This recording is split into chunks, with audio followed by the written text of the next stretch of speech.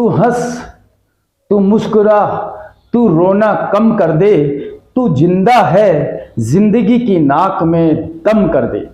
जय हिंद, जय भारत। मैं देवेंद्र सिंह राठौड़ और आप देख रहे हैं हमारा यूट्यूब चैनल आईडीए जयपुर। दोस्तों, आज के इस वीडियो के अंदर आपने जैसे थंबनेल में देखा होगा, यहाँ पर हम आपके लिए लेकर आए हैं एयरफोर्स फेज 2 का रिव्यू। जोधपुर के अंदर जो एग्जाम था वो देख करके आज हमारे साथ हैं। उससे पहले आपको बता दूं कि इस रिव्यू का मकसद क्या है। इस रिव्यू आप सभी बच्चों के लिए है जो एयरफोर्स की तैयारियां कर रहे हैं और जो बच्चे आगे एग्जाम है जिनका फेज 2 है, और साथ ही जो तैयारियां फेज 1 की कर रहे हैं उनके लिए भी फायदेमंद है कि उन्हें पहले से पता हो कि वहां पर क्या क्या होता है। तो सबसे पहले आज हमारे पास फेज 2 जोधपुर से एग्जाम देकर आए हैं मनीष, आपका स्वागत है हमारी एकेडमी में। कैसे हो? बस बढ़िया हो। तो सबसे पहले तो आप एक शॉर्ट पूरा अपने बारे में बताइए कि आप कहाँ से हैं। ये संघर्ष, दोस्तों मैं आपको बता दूं, फेज 2 तक पहुंचना ये संघर्ष इतना आसान नहीं है। बहुत सी असफलताओं के बाद सफलता मिली होगी, या इसके पीछे का स्ट्रगल क्या रहा होगा। तो आज मनीष की जुबान सुनते हैं। सबसे पहले तो जय हिंद एवरीवन। और मेरा नाम मनीष कुमार है और मैं झुंझुनू डिस्ट्रिक्ट से बिलोंग करता हूँ। मैंने मेरी एयरफोर्स की प्रिपरेशन यहीं से आईडी क्लासेस जयपुर से की थी। करीबन 3 से 4 महीने मैंने यहाँ प्रिपरेशन करी। उसके बाद फेज़ 2 की प्रिपरेशन भी यहीं से की और अभी हाल ही में 1 तारीख को मेरा जोधपुर में फेज़ 2 था जो सक्सेसफुली क्लियर हो गया। बहुत बहुत धन्यवाद आपका। जैसे कि इन्होंने बताया कि अभी फेज 2 के लिए इन्होंने किया और जोधपुर में करके आ रहे हैं। तो सबसे पहले तो मेरा क्वेश्चन ये है कि मॉर्निंग में आपकी रिपोर्टिंग टाइप क्या था आपका?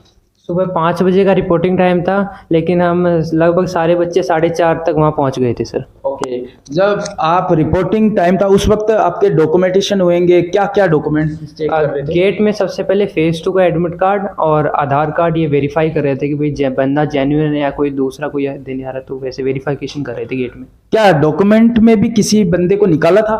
नहीं, डॉक्यूमेंट में लगभग सब लेके आए थे। अगर बाई चांस किसी के पास फोटोकॉपी नहीं थी तो वो वहाँ अवेलेबल करवा रहे थे। ओके, तो इतनी जल्दी आप जोधपुर में क्या वहाँ पर नाइट स्टे किया था या डायरेक्ट कहीं बस से गए थे? हाँ, 1 दिन पहले मैं वहाँ पहुँच गया था और नाइट स्टे किया था पूरा। बिल्कुल दोस्तों, मैं आपको यही बताना चाहूँगा कि अगर आप का भी जोधपुर या कहीं भी हो, जोधपुर के अलावा कहीं भी हो, और आप ये मत सोचिए कि मैं रात को ट्रेन में या बस में सफ़र करूँ और सुबह जा करके वहाँ एग्ज़ाम दे दूँ। इससे आपको नुकसान हो सकता है। नंबर 1 नुकसान तो आपकी एफिशिएंसी में होगा। जो आप वहाँ पर पूरी रात ट्रेवल करोगे उससे आपका शरीर थका रहेगा, तो वहाँ पर बेटर परफॉर्म नहीं कर पाओगे। दूसरा है कि हो सकता है आपकी ट्रेन या बस लेट हो जाए, तो जिसकी वजह से आपने इतनी मेहनत की से दूर हो जाओ। दूसरा आपका, मेरा तीसरा क्वेश्चन है रनिंग के टाइम में कितने बच्चों का बैच बन रहा है? उन्होंने अंदर घुसाने बाद सबको चेस्ट नंबर दे दिया। उसके बाद एक शेल्टर बना था, वहाँ बिठा दिया। 1 से 100 तक एक चेस्ट नंबर एक तरफ, फिर 100 से आगे, तो करीबन 120 का बैच बना था। 120 का बैच बना था। उसमें कितने बच्चों में पास हुए थे? करीबन 110 से 112 पास हो गए थे। 112 और इतने ले रहे थे पास में, बहुत बढ़िया। तो आपने देखा, यह है एयरफोर्स। आर्मी नहीं है कि भाई 5 मिनट के अंदर सारे 5 या आगे वाले 5 से ले लिए बाकी हैं, ऐसा नहीं है। ये एयरफोर्स है, तो एयरफोर्स में इतने ही लेते हैं। अच्छा, इसके अंदर जैसे आपने बताया टाइमिंग, आपका क्या टाइमिंग था? मेरा जैसे मैं प्रैक्टिस करता था या यहाँ पे प्रिपरेशन कर रहा था, तो यहाँ 6:30 6:35 आ रहा था। ओके, और वहाँ पर कितना टाइम? वहाँ पे मेरे को ऐसा लगता है कि करीबन 15 सेकंड और कम हुए होंगे। ओके, यानी एग्जैक्ट वहाँ कोई टाइमिंग वगैरह नहीं बता रहा? वहाँ एक बेनिफिट ये मिल जाता है, जोधपुर में जो रनिंग है वो रोड पे है, तो ये रनिंग में रोड पे थोड़ी ईजी हो जाती है रनिंग। ओके, उसके बाद जैसे यहाँ पर फेज 2 के लिए सबके फिजिकल में सबके से ज़्यादा डर था बच्चों का कि भाई पुशअप में वो रोक रहे हैं और पता नहीं वो 5 सेकंड ऊपर रख रहे हैं, उससे क्या दिक्कत हो रही थी? क्या कोई इस तरह का था? देखो, रनिंग के बाद हमें करीबन 20 से 25 मिनट का टाइम मिल गया था बॉडी रिलैक्स करने के बाद। फिर जो पास हो गए थे उनका 50-50 का बैच बना के आगे ग्राउंड में लेके जा रहे थे। देन पुशअप करवाते, करीबन 3-4 सेकंड का होल्ड था, इससे ज़्यादा नहीं था। ओके, और उसके बाद में पुशअप में फेल किए थे? हाँ, 50 बच्चों का बैच बना था, तो करीबन 38-40 बच्चे पास हुए थे, 10-12 बच्चे आउट हो रहे थे। ओके, और उसी के साथ में जैसे सिटअप और स्क्वाट्स थे, तो उनमें भी क्या फेल हुए थे? सीटअप में तो एक दो ही बच्चा फेल हो रहा था जिसके पाँव उठ जा रहे थे बार बार, उन्हीं को फेल करते, बाकी को। और स्क्वाट में जिसकी पोजीशन ठीक नहीं है, गलत वे में कर रहा है, उनको पॉइंट आउट कर रहे थे, उन्हीं को एक दो को आउट किया था ज़्यादा। ओके। और इसके साथ में ही जैसे जीडी जीडी का एसआरटी तो निकाल दी है, तो जीडी का था, तो जीडी में कितने बच्चों का बैच बना? फिजिकल क्लियर होने के बाद जीडी का करीबन हमें 1.5-2 घंटे का टाइम मिल गया, क्योंकि फिजिकल बाद डॉक्यूमेंट वेरिफिकेशन करवाने, पीआई की फॉर्म वगैरह भरवाया, हमारा थंब बायोमेट्रिक हुआ, साइन सिग्नेचर वगैरह हुए कई जगह। देन जीडी के लिए 20-20 बच्चों का बैच बना दिया चेस्ट नंबर वाइज, फिर वो एक एक करके लेके चले जा रहे, अंदर हॉल में लेके जा रहे थे। ओके, तो जीडी का क्या टॉपिक था आपका? टॉपिक हमारा जस्टिस इन इंडिया था। जस्टिस इन इंडिया आपका टॉपिक था।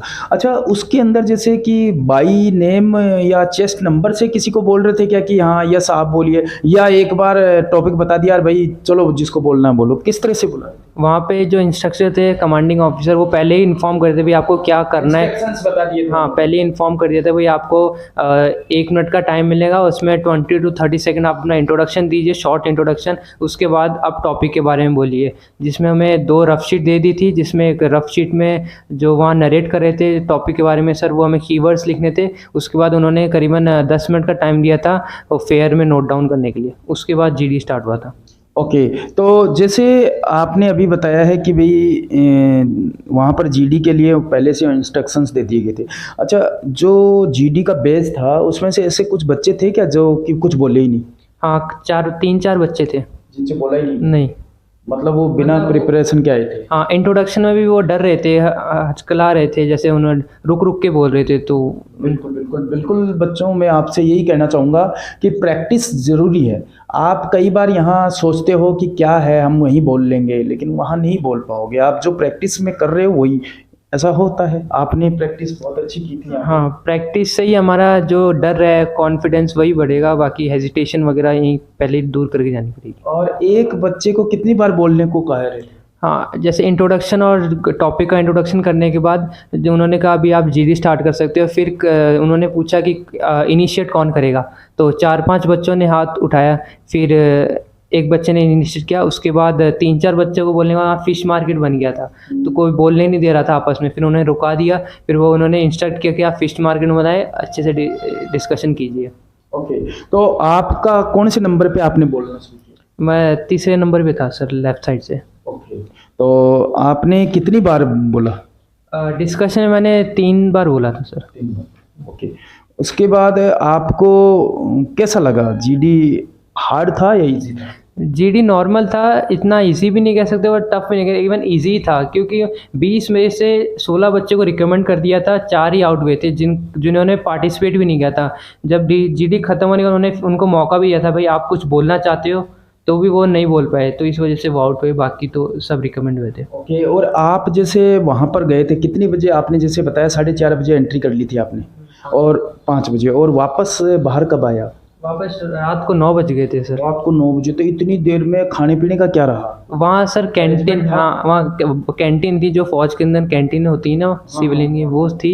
वहाँ आप मैंने जो ब्रेकफास्ट होता है, पूरी सब्जी या स्नैक्स वगैरह, वो अवेलेबल था सर, अपना चार्जेबल था सर वो। तो आपको छोड़ रहे थे वो, या ब्रेकफास्ट के लिए छोड़ रहे थे कि भाई 15-20 बच्चे को जाने के लिए छोड़ रहे थे कि भाई आप करे आओ, अभी आप करके आ जाओ फिर वापस फिर जाओ। और जैसे इतने लंबे समय में पानी वानी की व्यवस्था थी? पीने में वाटर कूलर लगा हुआ था सर उधर। अच्छा, और अपने साथ भी कोई लेकर आए थे क्या खाना वगैरह, पानी वगैरह? कुछ बच्चे लेके आए, जैसे फ्रूट्स लेके आए थे, कोई स्नैक्स लेके आया था, नमकीन वगैरह, बिस्कुट ये लेके आए थे। तो आप क्या रिकमेंड करना चाहोगे कि बच्चों को लेके जाना चाहिए या नहीं? हाँ, अब उनके अपने प्रॉफिट के हिसाब से लेके जाना चाहिए भाई, उनको लगता है कि हम वहाँ खरीद लेंगे तो वैसे भी कर सकते हो, बाकी लेके जाने में ज़्यादा अच्छा है। और एक पानी की बोतल तो साथ लेके पानी जाएंगे? अपना खुद कैरी कीजिए, क्योंकि बार बार अगर आप पानी के लिए उठोगे तो फिर वो डांटते, इंस्ट्रक्ट करते हैं सर।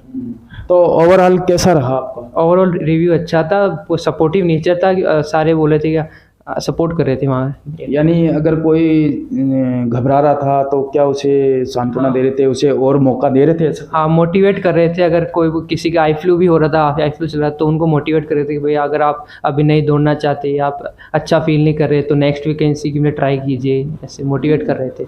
हाँ, कि यानी किसी को ऐसे धक्का वक्का मार के नहीं भगा रहे थे, जैसे आर्मी में डंडा लेकर के पीछे भागते हैं कि चल भाई निकल, ऐसा नहीं था? ऐसा नहीं था सर। तो जैसे कि आपने ब्रेकफास्ट वगैरह की सारी डिटेल बता दी, अब एक बाकी रह गया है आपकी मेडिकल, कि मेडिकल कब है आपका? मेडिकल सर मेरे को 7 तारीख डेट मिली है जैसलमेर। 7 तारीख की डेट मिली है। तो आपने अपने यहाँ मेडिकल करवा ही लिया था? हाँ सर, यहाँ करवा लिया था फिट। तो आपका क्या पॉइंट कुछ दिए थे? नहीं सर, कोई पॉइंट नहीं तो था। मतलब फिट हो आप। तो फेज 1 आपने क्लियर कर लिया, फेज 2 कर लिया है, और मेडिकल क्लियर है ही, 7 तारीख को वैसे ही क्लियर हो जाएगा। तो आप तो सेलेक्ट हो गए। तो एयरफोर्स में आपने सोचा है कि अभी आगे जा करके क्या करोगे? आगे जाके अपनी प्रिपरेशन कंटिन्यू है, क्योंकि अग्निवीर है, कुछ पता नहीं गवर्नमेंट क्या इम्प्लीमेंटेशन करती है आगे। ACC के भी ट्राई करेंगे और बाकी और प्रिपरेशन। दूसरा दूसरा आपको पता होना चाहिए कि एयरफोर्स के अंदर जो कमांडोज होते हैं, गरुड़ कमांडो, वो भी वाई ग्रुप से ही जाते हैं। हाँ जी तो सर, ऐसा कुछ सोचा है आपने गरुड़ कमांडो के बारे में? क्या सोचते हो आप? वो तो वहाँ जाके ट्राई करेंगे कैसा। आपने सुना है कभी गरुड़ हाँ, कमांडो सुना है के बारे सर। में? तो क्या बनना चाहते हो गरुड़ कमांडो? बिल्कुल ट्राई करेंगे सर। बहुत बढ़िया, बहुत बहुत धन्यवाद आपका कि आपने इतना कीमती समय दिया इसके लिए। और साथ ही आपको हमारी एकेडमी परिवार से ढेर सारी बधाई। और आपको पता होना चाहिए कि जैसे आपने देखे होंगे यहाँ पर कि जो भी यहाँ सेलेक्ट होके आते हैं उसका साफा वगैरह पगड़ी बांधते हैं, तो उस टाइम कैसा लगता है जब आपने औरों को देखा? तो उस वक्त कैसा लगा? उस टाइम सबसे बड़ा मोटिवेशन तो यही होता है कि सर के साथ खड़े होने का मौका मिलता है पगड़ी पहन के, और अपना मान सम्मान फील होती तो है। उस वक्त किसी को पहनाते हुए आपने सोचा था कि यस मेरा भी दिन आएगा? हाँ, सोचा था सर कि अपन भी एक दिन करेंगे तो अपनी भी ऐसे ही होगा। और आज वो दिन आ गया है। हाँ जी सर। बहुत जल्दी आने वाला है। तो बहुत बहुत बधाई आपको, बहुत बढ़िया। मनीष, आपका बहुत बहुत धन्यवाद कि आपने इतना कीमती समय दिया। और साथ ही आप सभी को इनके जो रिव्यू हमने लिया है, और साथ ही जो ये एक्सपीरियंस है इनका, उससे आपको बेटर एक्सपीरियंस रहेगा जो भी बच्चा इसको देख रहा है। और अगर आपने अभी तक हमारा चैनल सब्सक्राइब नहीं किया है तो जल्दी से जल्दी चैनल को सब्सक्राइब कीजिए। साथ ही ये वीडियो ज़रूर उन सभी बच्चों को भेजिए जो कि एयरफोर्स एस्पिरेंट्स हैं, जो भी तैयारियां कर रहे हैं, या फिर जो फेज़ 2 के लिए जा रहे हैं, या फेज़ 1 की अभी नेक्स्ट वैकेंसीज आ रखी है। और आपको दोस्तों बता दें कि हमारे यहाँ पर ऑलरेडी यहाँ फेज़ 1 जो न्यू वैकेंसीज आई है, जो 27 जुलाई से 17 अगस्त तक है। अगर आपने अभी तक फॉर्म नहीं भरा है तो जल्दी से फॉर्म भर दीजिए। और हमारा यहाँ बैच स्टार्ट हो चुका है बिल्कुल जीरो से, और टारगेट बैच है, सिलेक्शन बेस्ड बैच है। तो जल्दी से जल्दी कीजिए। मिलते हैं ऐसे ही किसी और वीडियो में, तब तक के लिए जय हिंद, गुड बाय, टेक केयर।